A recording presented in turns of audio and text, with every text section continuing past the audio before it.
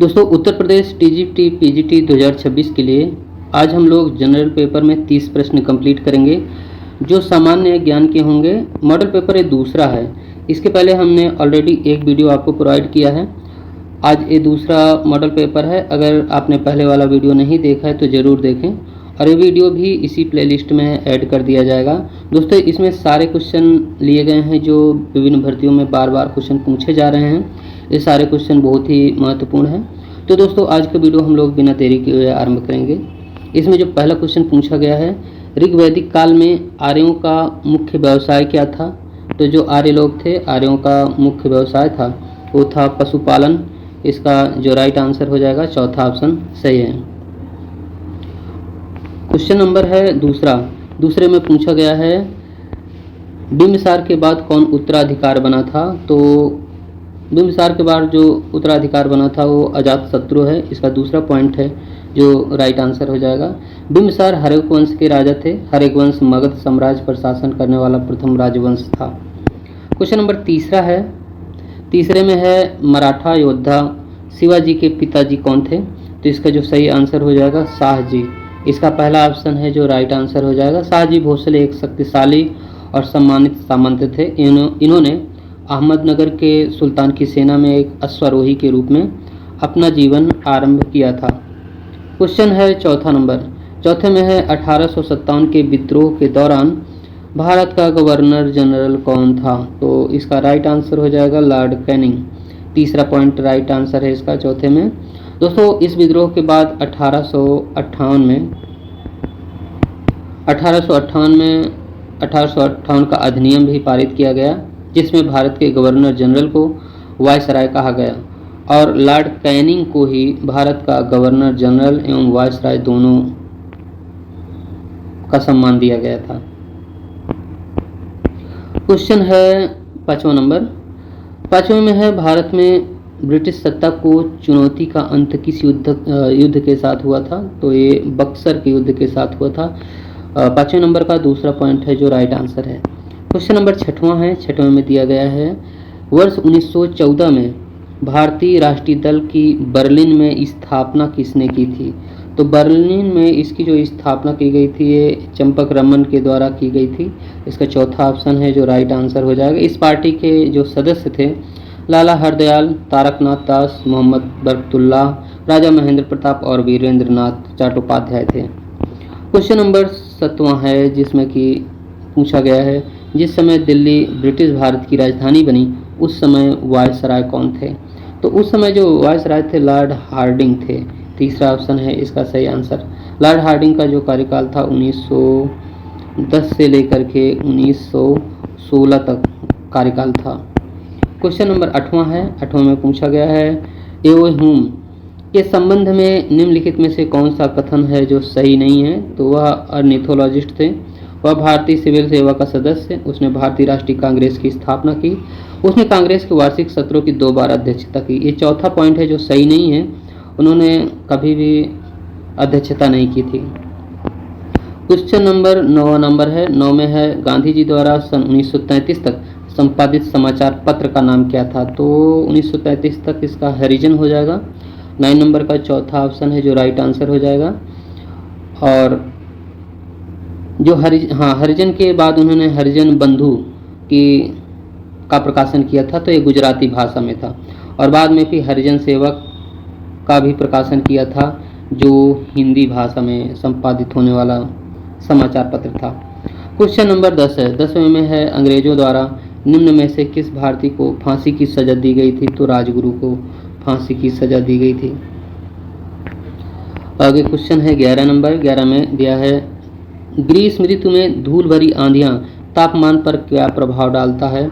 तो तापमान को थोड़ा बढ़ाती हैं। इसका सही आंसर है, इसका राइट आंसर हो जाएगा दूसरा है, तापमान घटाती होगा। इसका इसमें जो दे दिया गया है सही नहीं है।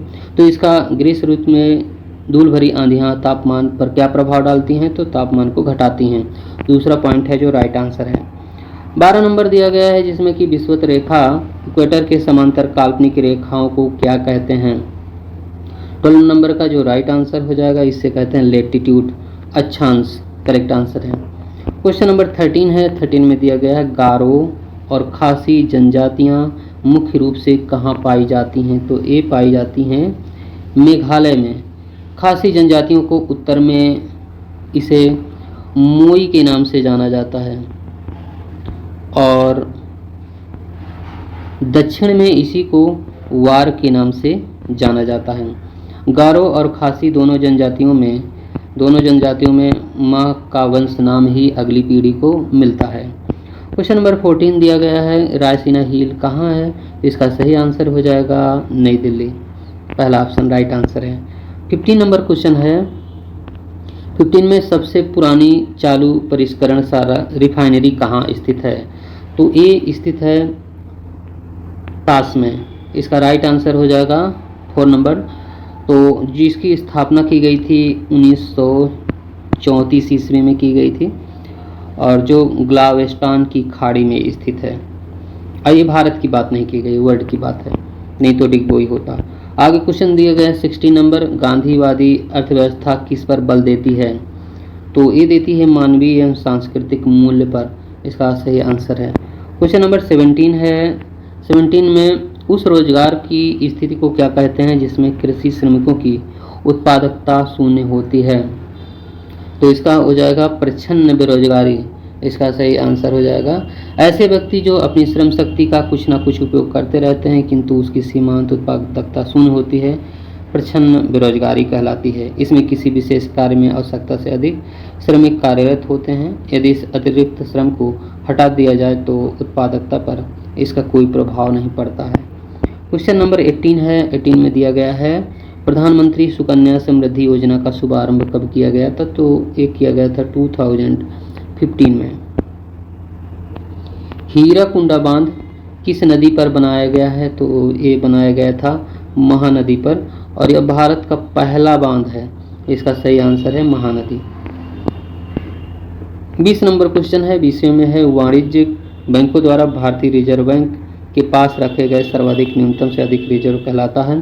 तो उसे कहते हैं अधिशेष रिजर्व। इसे कहा जाता है अधिशेष रिजर्व। तीसरा पॉइंट करेक्ट आंसर है। क्वेश्चन है 21 नंबर। 21 में है निम्नलिखित में से किसका सबसे अधिक प्रभाव भारतीय संविधान के आपातकालीन उपबंधों में है? तो जर्मनी का वाइमर संविधान इसका सही आंसर है। क्वेश्चन नंबर 22 में है संविधान प्रारूप समिति के समक्ष प्रस्तावना का प्रारूप किसने रखा था?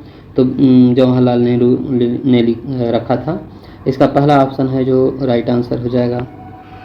क्वेश्चन नंबर है 23।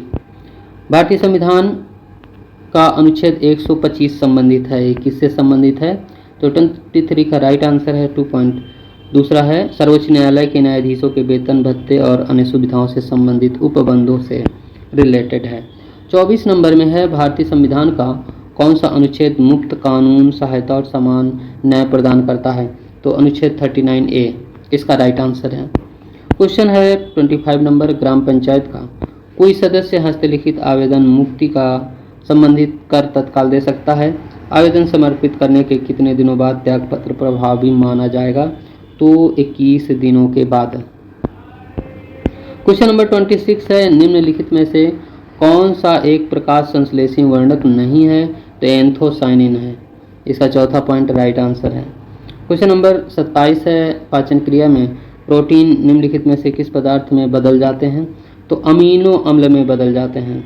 27 नंबर का जो सही आंसर है तीसरा ऑप्शन है। 28 में है सहसंयोजी बंध में परमाणु इलेक्ट्रॉन क्यों साझा करते हैं? 28 नंबर का जो सही आंसर हो जाएगा ये है पहला पॉइंट है। पहले पॉइंट में है एक अष्टकीय स्थिर इलेक्ट्रॉन विन्यास प्राप्त करने के लिए।